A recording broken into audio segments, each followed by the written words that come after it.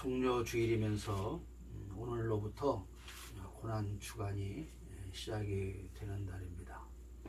오늘 본문에서 나오는 것처럼 예수님께서 이제 나귀 새끼를 타고 예루살렘에 입성을 하시게 됩니다. 예루살렘에 입성하시게 되는 것은 십자가에서 고난을 당하시기 위해서 들어서게 된 것이죠. 그러나 이때까지 어느 누구도 예수께서 이제 닷새 후에 십자가에서 돌아갈 거라고 생각한 사람은 아무도 없었습니다. 오직 주님 혼자서만 그 사실을 알고 계셨던 것이죠. 오늘은 예수님의 그래서 마지막 한 주간을 요일별로 날짜별로 한번 살펴보면서 하나님께서 주시는 은혜를 받기를 원합니다. 첫째 날입니다. 첫째 날은 요일로 말하면 일요일입니다. 이날 오늘 본문에서 읽은 것처럼 나귀 새끼를 타시고 예루살렘으로 들어오게 됩니다. 예수님께서 나귀를 타시고 예루살렘에 들어가시니 수백만의 사람들이 길에 옷을 펴고 종려나무 가지를 깔고 모두가 호산나를 외치며 환영하였다고 성경은 기록하고 있습니다. 이때는 유월절 절기를 지키는 시절이었기 때문에 전국의 거의 모든 사람들이 다 예루살렘으로 와서 모여있는 상황이었고, 역사가 요세푸스는 이때 약 200만 명 이상의 군중들이 모여서 예수님을 환영하고 환호했을 것이다 라고 추정하고 있습니다. 생각을 해보십시오. 200만 명, 우리가 광화문에 촛불을 들었을 때의 그 많은 인파들을 우리가 떠올리며 기억해 보면 200만 명이라고 하는 사람이 얼마나 그 숫자가 많고 요란했을 것인가 하는 것을 우리가 짐작을 할 수가 있습니다. 이렇게 많은 사람이 왜 환호했습니까? 예수님께서 이제 드디어 우리의 왕으로 즉위를 하시겠구나, 이런 기대감 때문에 이 사람들은 환호를 한 것입니다. 그 많은 군중들 속에서 과연 예수님께서 이곳에 오신 것이 세상을 통치하는 왕이 아니라 만왕의 왕으로 오셨다고 하는 사실을 아는 사람이 과연 몇이나 있었을지 모르겠습니다. 많은 사람들은 예수님께서 이제 드디어 우리의 왕으로 즉위하게 되시고 그분이 통치를 하면 헐벗고 굶주린 백성들은 이제 잘 먹게 될 것이고 잘 살게 될 것이고 돈 걱정 없이 살게 될 것이고 노마의 식민지에서도 벗어나게 될 것이다 라고 하는 엄청난 정치적인 기대감을 가지고 예수님을 환영했던 것입니다. 그런데 어떻게 되었습니까? 백성들은 자신들에게 세상의 문제를 해결해 줄 수 있는 왕으로 예수님을 이렇게 환영했는데 결국 그것이 아니라는 사실을 알게 됩니다. 그래서 오늘 200만 명 이상에 모여서 호산나를 외쳤던 그 함성이 며칠 후에 십자가에 못 박으라는 분노의 함성으로 바뀌게 되는 것입니다. 차라리 역적을 바라바를 방면해주고 예수를 십자가에 못 박으라, 그렇게 군중들이 분노의 함성을 외치게 된 것입니다. 이들이 왜 실망했을까요? 예수님을 하나님의 아들로 만왕의 왕으로 보지 않고 자신들의 육신적인 이득을 채워줄 왕으로 알았기 때문에 그들은 실망해 버린 것입니다. 오늘 우리 한국 많은 교회들이 있습니다. 그리고 많은 성도들이 있습니다. 과연 강단에서 하나님의 말씀을 전한다는 목회자들은, 그리고 교회 중직자들은, 그리고 성도들은 과연 예수님을 우리 세상 것을 채워주기 위한 왕으로 보고 있을까요? 아니면 하나님의 아들이며 우리의 구주인 영적인 구주로 보고 있을까요? 우리가 예수님을 어떻게 보느냐에 따라서 우리는 예수님을 환영할 수도 있고 예수님을 부인할 수도 있는 것입니다. 한국 교회가 끝까지 잃어버리고 있는 것이 무엇입니까? 기복신앙이라고 하는 것입니다. 예수를 믿어야 복을 받는다. 이것을 끝까지 놓지 못하고 있기 때문에 한국 교회는 오병이어의 기적을 베풀었던 그 육신의 먹을 만을 제공해 주는 예수를 보고 있기 때문에 한국 교회는 지금 이렇게 비난을 받고 잘못된 길을 가고 있는 것입니다. 오늘 종료기 우리는 어떤 마음으로 어떠한 모습으로 예수님을 바라보는지 그리고 내 마음에 어떤 분으로 예수님을 모시는지 돌아보아야 할 줄로 믿습니다. 둘째 날 월요일입니다. 이날 성전을 청소하십니다. 성전으로 가시는 길에 열매 없는 무화과를 저주하시고 무화과나무를 저주하시고 성전에서 매매하는 자들을 쫓아내고 환전상들을 몰아냈습니다. 성도는 늘 좋은 열매를 맺어야 함을 가르쳐 주셨고 성도로서 열매를 맺지 못하면 그 삶은 의미가 없다는 사실을 알려주셨습니다. 그리고 성전에서는 오직 순수한 예배와 기도만 이루어져야 한다는 것을 가르쳐 주셨습니다.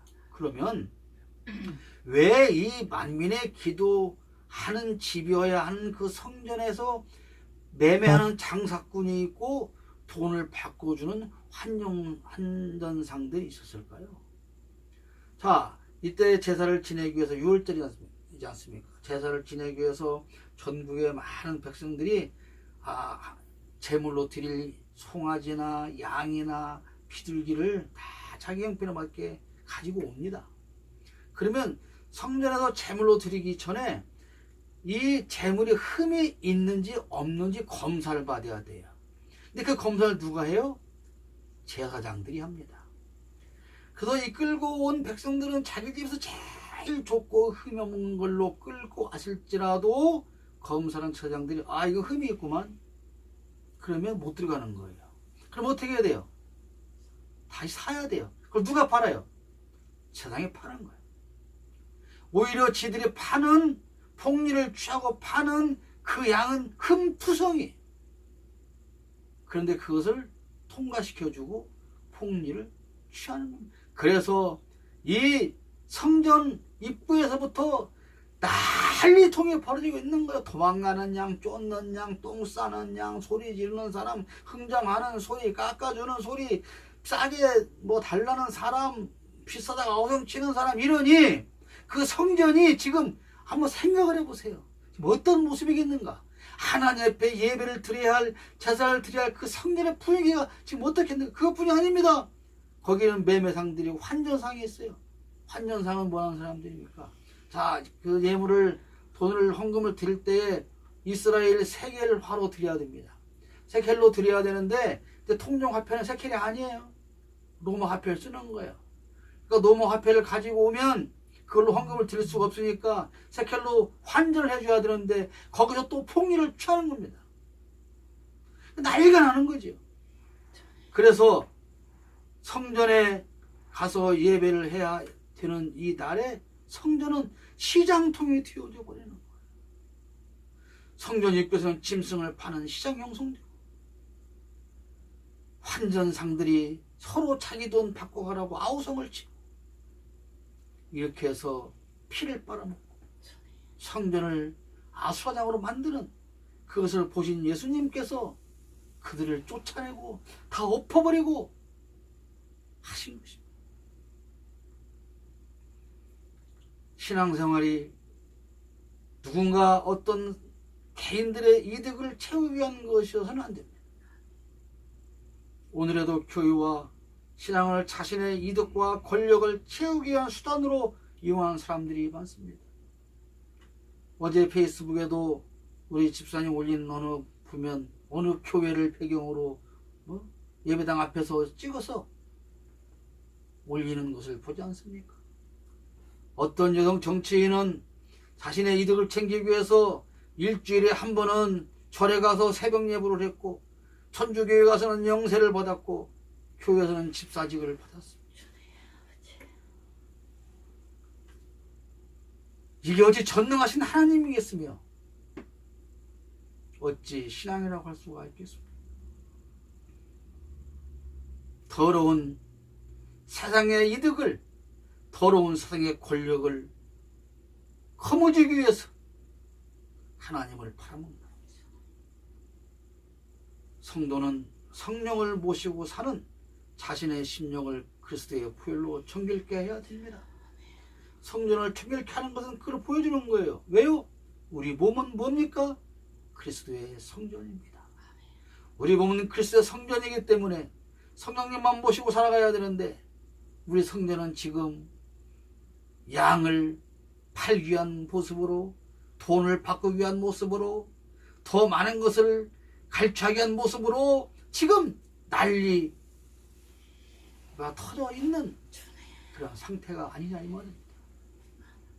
종려 주일에, 고난 주간에 우리는 주님 모시고 사는 내 심령을 깨끗하게 청소해야 된다는 사실입니다.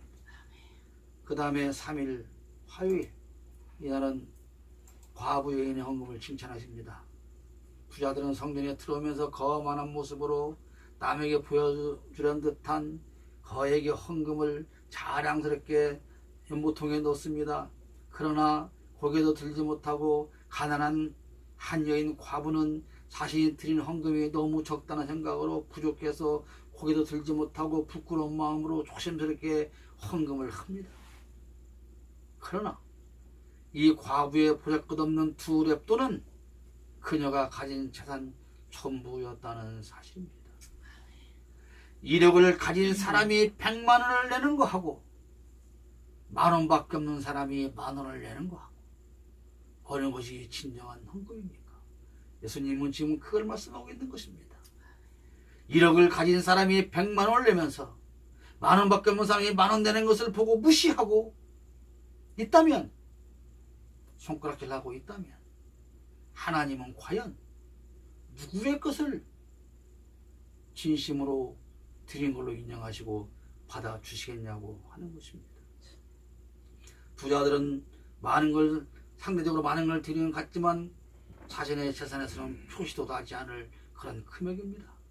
그러나 과부는 비록 적은 돈이지만 자기 전 재산을 드린 것입니다. 지금도 교회에서는 어느 성도가 얼만큼의 헌금을 많이 하는가를 봅니다. 그래서 교회에서 좀 문제 생겨도 무슨 소리야, 그 장로님이 한 달 1년에 헌금 실질 얼마 하는 줄 알아? 조그만 교회에서는 그럽니다. 오히려 목사님을 대들면서 내가 그래도 11조를 얼마나 하는 사람인 줄 모르세요? 그러나 주님께서는 액수를 보지 않습니다. 우리의 진심을 보시기를 원하십니다. 아무리 많은 금액을 드려도 주님을 사랑하는 것이 아니라면, 자신을 내세우기 위한 것이라면 주님은 결코 기쁘게 받지 않으실 것입니다. 우리의 모든 신앙적인 행동을 통해서 드러나야 하는 것은 나 자신이 아니라 예수님이어야 한다는 사실입니다. 제4일 수요일, 이날은 여인이 향유 옥합을 깨서 드린 날입니다. 예수님께서 시몬의 집에서 식사하실 때 한 여인이 찾아와서 향유 같은 옥합을 깨뜨려서 예수님의 머리에 부어 드렸습니다. 그것을 보고 있던 가룟 유다가 뭐라 그랬어요?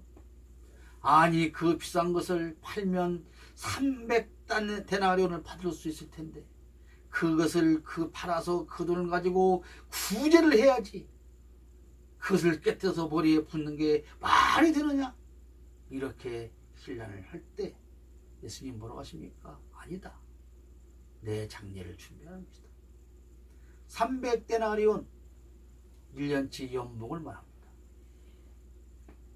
3천만 원일 수도 있고, 요즘 돈으로 환산하면 5천만 원이 될 수도 있고 1억 원이 될 수도 있는 어마어마한 비싼 값의 향유를 드린 것입니다. 그러나 이것도 가격이 중요한 것이 아닙니다.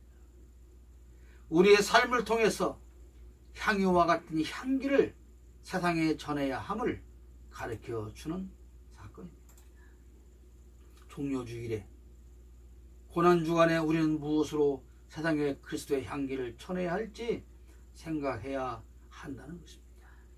우리의 삶이 그리스도의 향기를 세상에 전하는 옥합이 되어야 한다는 것입니다. 그런데 우리 한국 교회와 성도들은 오히려 향기가 아닌 악취만을 풍기고 있습니다. 악취나는 곳에 사람이 보이지 않습니다.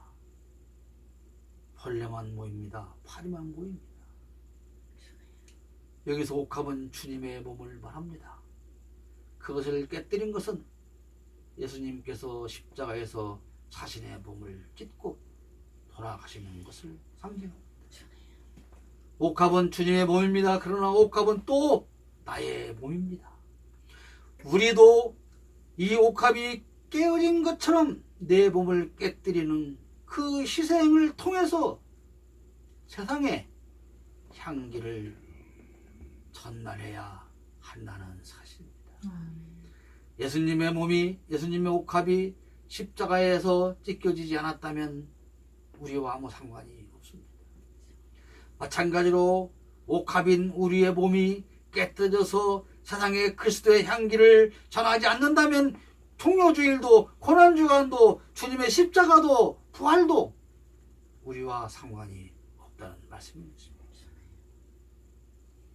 오늘 여기 모인 우리만이라도 나를 깨뜨려서 그리스도의 향기를 세상에 전해야 될 줄로 믿습니다. 5일째 목요일 세족식과 최후의 만찬이 있었던 달입니다. 예수님께서는 자기 죽음을 하시면서 제자들에게 사랑을 베푸셨습니다. 우리 가끔 영화나 드라마를 통해 그런 걸 보지 않습니까? 엄마가 이제 죽을 병이 걸려서 시한부 인생이 된 것을 알고, 그러나 아이에게 내가 길게 보호자로서 할 수 없음을 알고 죽기 전에 많은 것을 자식에게 남겨주기를 위해서 애쓰는 것입니다. 좀 정상인이 아닌 그 아들을 위해서 밥 하는 것을 가르쳐주고 계란 후라이 하는 것을 가르쳐주고 스스로 할 수 있도록 가르쳐줄 때에 부모의, 어머니의 그 심정을 우리는 그 영화를 통해서 전달받을 수가 있습니다. 예수님의 심정 마찬가지입니다. 이제 자신이 곧 잡혀서 채찍맞고 죽을 것을 알면서 마지막으로 사랑을 베푸시는 것입니다. 아무것도 모르는 제자들을 향한 예수님의 사랑, 최고의 사랑을 지금 베풀고 있는 것입니다. 성만찬을 마치셨습니다. 사랑하는 제자들과 이제 마지막 식사를 하십니다. 거기에는 잠시 후에 자신을 팔아넘길 유다도 있고, 거기에는 잠시 후에 나는 예수를 부른다고 3번이나 부인할 베드로도 지금 거기에 앉아 있는 것입니다. 그들을 보시며 그것을 알며 만찬을 마치시고 제자들의 발을 씻어주십니다. 그리고 너희도 이렇게 사랑해라 가르쳐 주십니다. 그리고 예수님은 겟세마네 동산에 오르셔서 땀방울이 흐르는 핏방울이 되도록 밤새워 간절히 기도하셨습니다. 예수님의 심령을 한번 상상해 보시기 바랍니다. 자신의 최후를 알면서도 묵묵히 베푸시며 사랑하는 법을 가르쳐 주신 그 예수님의 심정을 우리는 헤아려야 합니다. 아무것도 알지 못하는 철없는 제자들은 전혀 주님의 마음을 이해하지 못하고 그저 먹고 마시고 떠들다가 동산에서 죽기를 다해 기도하시는 그 주님 옆에서 잠이 들어버리고 맙니다. 그리고 가룟 유다는 예수님을 찾아와서 배신의 입맞춤을 하고, 예수님은 잡혀서 가야바의 뜰에서 신문을 받으셨고, 베드로는 그 밤에 3번이나 나는 예수님을 부른다고 배반을 합니다. 지금 예수님은 호등줄에 묶여서 채찍을 맞으며 신문을 받고 있는데, 바로 저 앞에 모닥불의 앞에 있던 베드로가 예수님이 뻔히 팔 아픈 그 자리에서 나는 저 사람은 알지 못합니다. 그렇게 목숨 걸고 부인한 그 베드로를 바라보는 주님의 심정은 어땠을까요? 이 모든 걸 다 하시면서 끝까지 제자들을 사랑하신 예수님의 사랑, 그 사랑을 실천을 해야 하고 그 사랑 실천을 다짐하는 고난주간이 될 때에만 우리에게 고난주간의 의미가 있는 것입니다. 단순히 그리스도의 죽음을 슬퍼하는 것으로 고난주간을 보내는 것은 의미가 없습니다. 주님 왜 죽으셨나? 왜 주님께서 그 고난을 당하시면서 죽으심으로 나를 구원하셨는가? 무엇 때문에? 나를 어디에 쓰시려고? 주님의 사랑을 가지고 세상에 나아가서 실천하기를 원하시며 오늘 주님은 이 고난을 감당하고 계시는 것입니다. 이 의미를 모르는 고난주간은 우리에게 아무런 의미가 없다는 사실입니다. 이제 금요일 십자가에 달려 돌아가시는 날입니다. 새벽에 공회에 끌려가셨다가 빌라도의 재판정으로 끌려가시고, 다시 헤로데게로 보내졌다가 또 다시 빌라도에게 끌려가서 재판을 받고 결국 빌라도에 의해서 사형 판결을 받게 됩니다. 빌라도의 병정들에게 채찍질을 당하시고 온갖 모욕을 당하시고 골고다 언덕으로 십자가를 지고 오르셔서 못 박히셨습니다. 못 박히신 십자가에 매달린 못 박히신 그 6시간 후, 우리 시간으로 약 오후 3시쯤 되었을 때 예수님은 다 이루었다라는 말씀과 함께 운명하십니다. 그리고 니고데모가 시신의 향유를 바르고 아리마대 요셉은 자신을 위해 준비해둔 새 무덤에 예수님을 장사하고 큰 돌로 입구를 막았습니다. 만왕의 왕 예수께서 살인자와 같은, 살인 강도와 같은 동급의 범죄자로 취급받으며 그렇게 십자가에서 사형을 당하게 되었습니다. 무엇 때문일까요? 사형보다 마땅한 살인 강도보다도 더 악한, 살인범보다 더 악한 나의 죄를 대신 지시고 대신 나를 구원하시기 위해서 우리의 고통과 죄를 다 주님은 지고 가신 것입니다. 예수님이 당한 고난과 죽음은 모두가 다 내가 감당해야 할 것이었습니다. 십자가는 내가 져야 되고 채찍은 내가 맞아야 되고 채찍에 맞아서 살점이 떨어져 나가는 고통은 내가 당해야 되는 것이고 가시벨유관을 어거지로 씌우는 고통은 내가 당해야 되는 것입니다. 그런데 나 대신 주님께서 다 감당해 주셨습니다. 그래서 구원받은 우리는 그리스도의 가르침대로 사랑을 실천하는 그런 성도의 삶을 다짐하는 그런 고난 주간을 보내야 한다는 것입니다. 토요일 무덤수에 계신 죽은 그리스도입니다. 예수님의 무덤은 우리가 가야 했을 지옥을 체험한 것이라는 학설을 주장한 학자들이 많습니다. 자, 예수님께서 돌아가시고 금요일 저녁에 오후 돌아가셔서 토요일 하루 빡 부름에 계실 때 그때 사실 예수님은 지옥을 다녀오신 것이다. 이게 논리적으로 맞는 설명입니다. 왜냐하면 예수님께서 죄인으로 죽으셨기 때문에 그 죄인이 죽어서 어디를 가야 됩니까? 지옥을 가야 되는 겁니다. 주님께서는 내가 가야 할, 내가 갔어야 할 그 지옥까지 체험을 하셨다는 것입니다.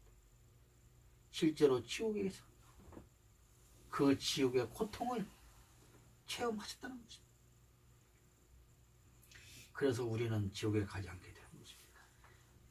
내가 겪어야 할 모든 것을 주님께서 다 겪어 주셨습니다.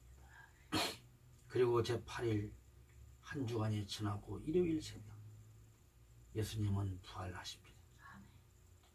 결국 예수님은 사망 권세를 이기시고 부활하셨습니다. 죽음이 있었기에 부활이 가능했다. 부활이 없다면 그리스도의 죽음은 실패로 끝나는 것입니다. 예수님께서 죽어서 무덤에 계실 때 실제적으로 지옥에 계셨다면, 부활이 그래서 없었다면 어떻게 되겠습니까? 그 설명이 필요가 없는 거죠. 우리도 마찬가지입니다. 부활이 없었다면 그리스도의 죽음은 실패로 끝나는 것이고 사망 권세에 지는 것이죠. 그래서 부활 신앙이 중요한 것입니다. 부활 없는 신앙은 죽은 신앙입니다. 부활에 대해서는 다음 주에 부활절에 은혜를 나누게 될 줄로 믿습니다. 오늘 종료주일 그리고 시작되는 고난주간, 우리가 우선 외국 사람들이 행하는 것처럼 십자가를 지금 접은다든가 손바닥에 못을 박혀본다든가 그런 체험하는 것이 아니라, 그런 의미 없는 거 하는 것이 아니라 정말 내 몸을 옷값을 깨뜨리듯 완전히 부술 수는 없을지라도 단 한 번이라도, 단 하루라도 평소보다는 좀 더 다른 그리스도의 사랑을 실천해보는 그런 한 주간이 되었으면 참 좋겠습니다. 그렇게 고난주간 한 주간을 승리로 보내시고 다음 주 부활절을 새로운 소망으로 맞이할 수 있기를 예수 그리스도의 이름으로 축복합니다. 아멘.